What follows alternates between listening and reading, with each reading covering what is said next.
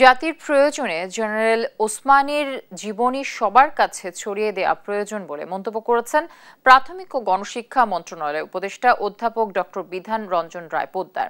সোমবার বিকেলে বঙ্গবীর ওসমানী স্মৃতি পরিষদের উদ্যোগে ওসমানী স্মৃতি মিলনায়তনে মুক্তিযুদ্ধের সর্বাধিনায়ক ও বঙ্গবীর জেনারেল আতাউল গনি ওসমানীর ১০৭তম জন্মবার্ষিকী উপলক্ষে আলোচনার সভায় তিনি এসব কথা বলেন। তিনি বলেন, এম.এ.জি. ওসমানী কোনো রাজনৈতিক ব্যক্তি না হওয়ায় তার নামটি সেভাবে সামনে আসে না, এজন্য প্রয়োজন তার জীবনী ছড়িয়ে দেয়া।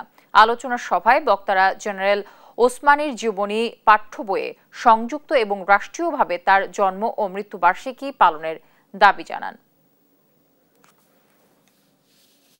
জেনারেল ওসমানী যেহেতু নিজে বিশেষ কোনো একটা রাজনৈতিক দলের সঙ্গে খুব যুক্ত নন, সুতরাং উনি কীভাবে যেন একটু চোখের আড়ালে পড়ে যান।